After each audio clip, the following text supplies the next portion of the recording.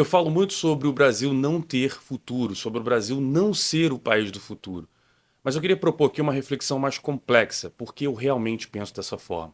Vamos lá.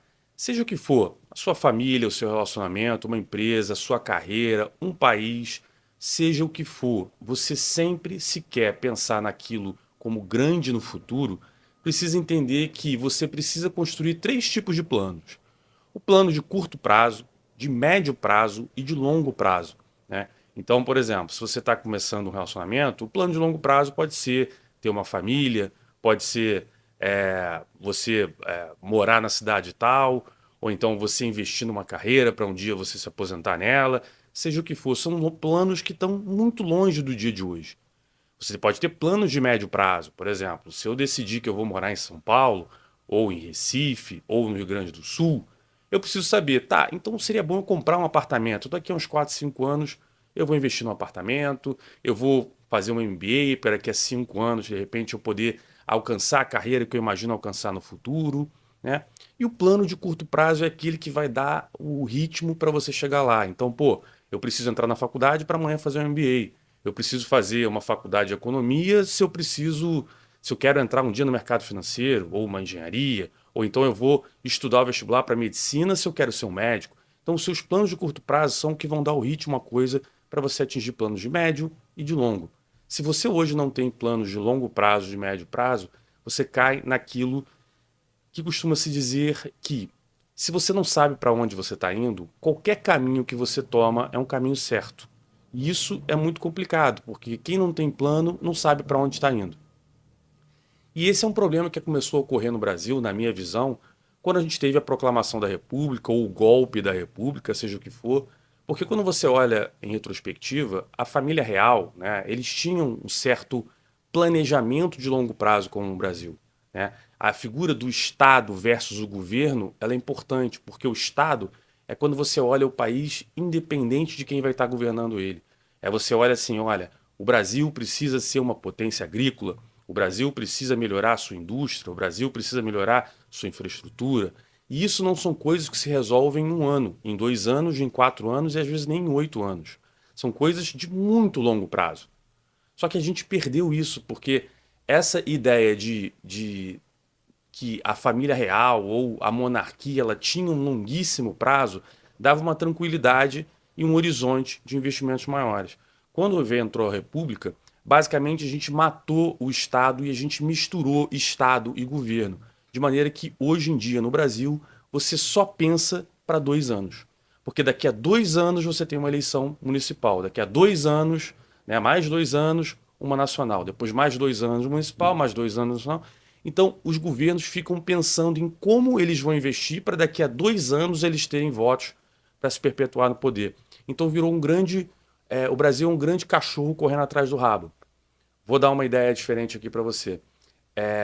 Pensa o seguinte: hoje o Brasil, o que ele tem de plano de longo prazo? O que o Brasil quer ser? Quando se você pensasse numa indústria, né? Quando você pega ali uma indústria de bebida, eu vou produzir cerveja.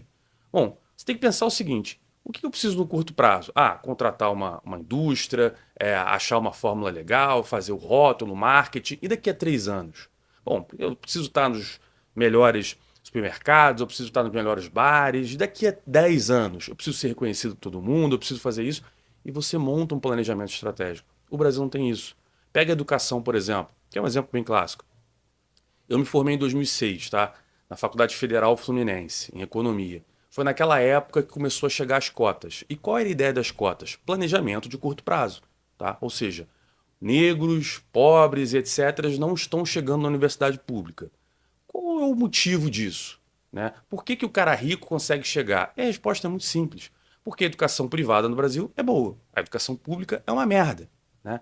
Então, basicamente, o cara que fez universidade, colégio público, ele não conseguia chegar na universidade. Ok, vamos dar cotas, né, como algo de curto prazo, mas a gente precisa, no médio prazo, ter planejamento para que o colégio público seja capaz de entregar alunos competitivos no vestibular.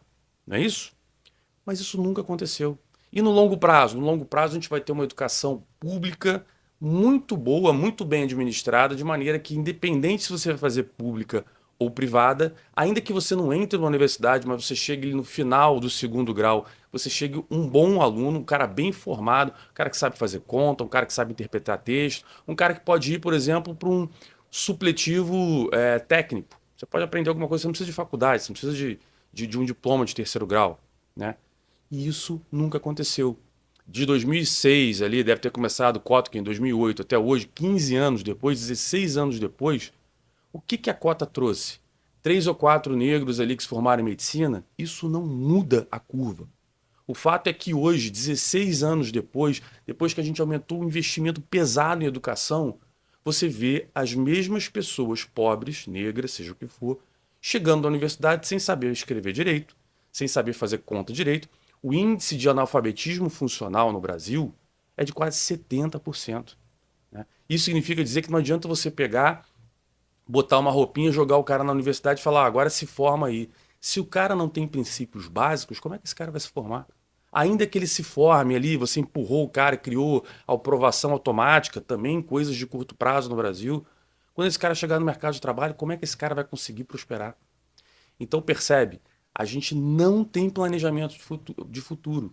Né? O governo do Bolsonaro tinha uma visão, ou melhor, o governo lá da Dilma tinha uma visão, entrou o Temer, mudou a visão. Bolsonaro já era um cara mais alinhado ali com as ideias que o Temer tinha. Né? Aí agora voltou o Lula. Será que na próxima volta o Bolsonaro e aí muda tudo de novo? E na outra entra um cara da esquerda e muda tudo de novo? A gente não olha o horizonte do Brasil. Né? E qual é o pior caso que a gente tem? A gente tem um país que ele é ineficiente, é um país que não consegue competir no mundo. E aí como é que você fala? Pô, a nossa indústria automobilística não consegue competir no mundo. Então como é que a gente resolve isso? Subsídio. Né? Só que o problema é, o Estado brasileiro gasta muito dinheiro, então ele cobra muito imposto. Quando ele cobra muito imposto, o chinês lá produz uma blusinha da Shein muito mais barata do que a moça da Rocinha que está ali produzindo uma camisa, porque ela tem que pagar um monte de tributo, tarifa, alvará e o cacete. Né? Então, percebe, enquanto a gente não olhar para o futuro, a gente pensar o que a gente quer ser, como a gente vai chegar lá, quais são os caminhos que a gente precisa adotar, a gente não vai sair de estar patinando no curto prazo. São 16 anos de cota que não serve para nada, são 16 anos de diversas medidas de Bolsa Família, por exemplo. Eu acho importante, Bolsa Família, Auxílio Brasil, seja o que for. Porque o cara está passando fome hoje, não dá para esperar 30 anos do cara ser alguém melhor. Mas a gente já está aí há pelo menos 20 anos distribuindo Bolsa Família, e antes disso com o Fernando Henrique no Bolsa Escola, seja, distribuindo dinheiro para as pessoas mais pobres, mas sem nenhum plano para tirar o cara de lá. Então não adianta. A gente vai estar eternamente preso no curto prazo. E isso é muito, muito triste. Porque o avô de um cara pobre foi pobre, o pai de um cara pobre foi pobre, hoje o cara é pobre, e a perspectiva do filho dele continuar sendo pobre é enorme, porque a gente não se prepara para o futuro. E quem não se prepara para o futuro não pode ser reconhecido como o país do futuro. Beleza? Se você gostou, curte, comenta aqui embaixo, compartilha esse vídeo e vejo você na próxima.